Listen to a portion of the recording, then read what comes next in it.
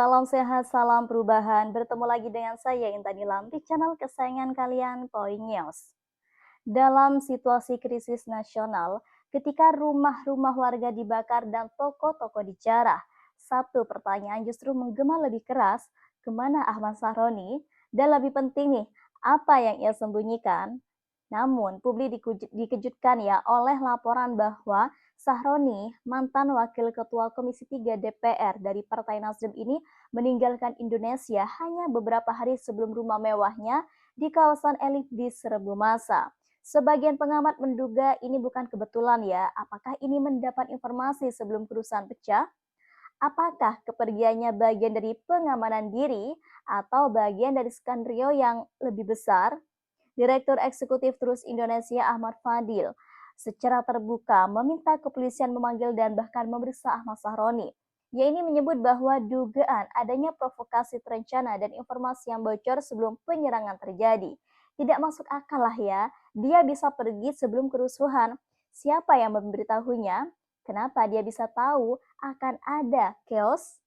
Kerugian semakin dalam saat muncul laporan bahwa rumah Sahroni ditemukan memiliki senjata api laras panjang. Pertanyaannya nih, bukan sekedar siapa pemilik senjata itu, tapi mengapa seorang politisi sipil menyimpan senjata dengan daya hancur tinggi di kediamannya?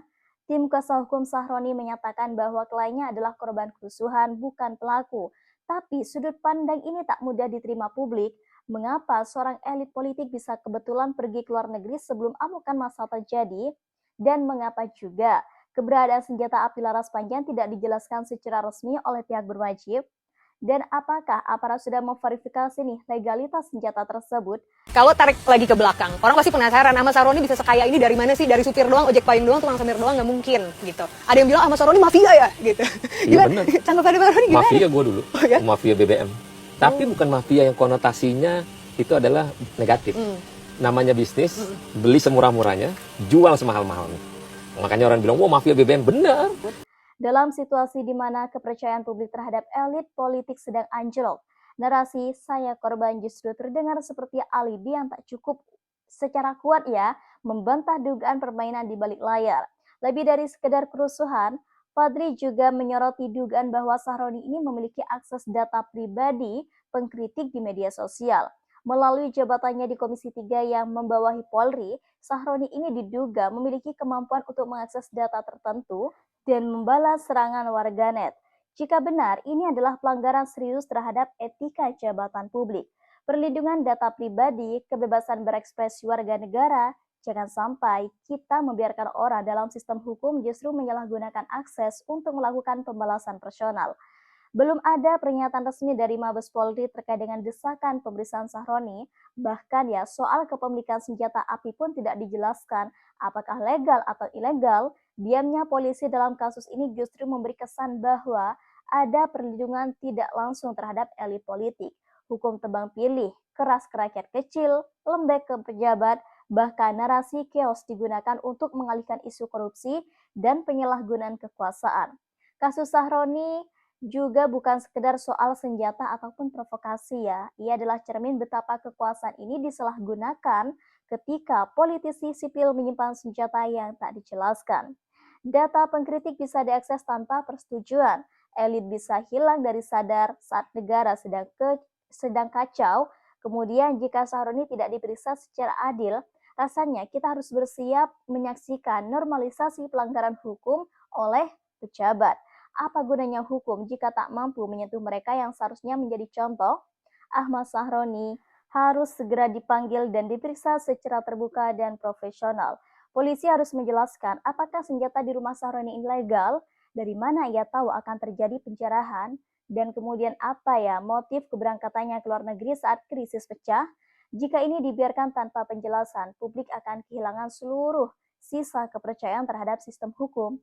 Ahmad Sahroni bukan warga biasa. Justru karena itu ya, ia wajib diperiksa dengan standar hukum yang tinggi. Jika ia tak bersalah, biarkan proses hukum membersihkannya.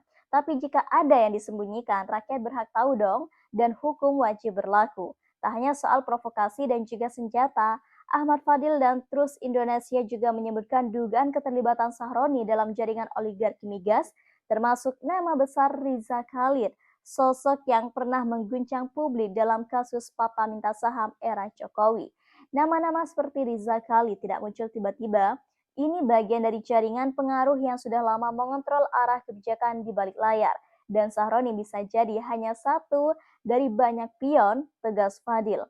Jika benar, maka dugaan terhadap Sahroni bukan hanya soal individual, tapi menyentuh struktur kekuasaan gelap yang mengendalikan kebijakan energi, aparat, hingga stabilitas sosial. Temuan senjata api laras panjang di kediaman Sahroni yang menurutnya sangat krusial untuk diaudit.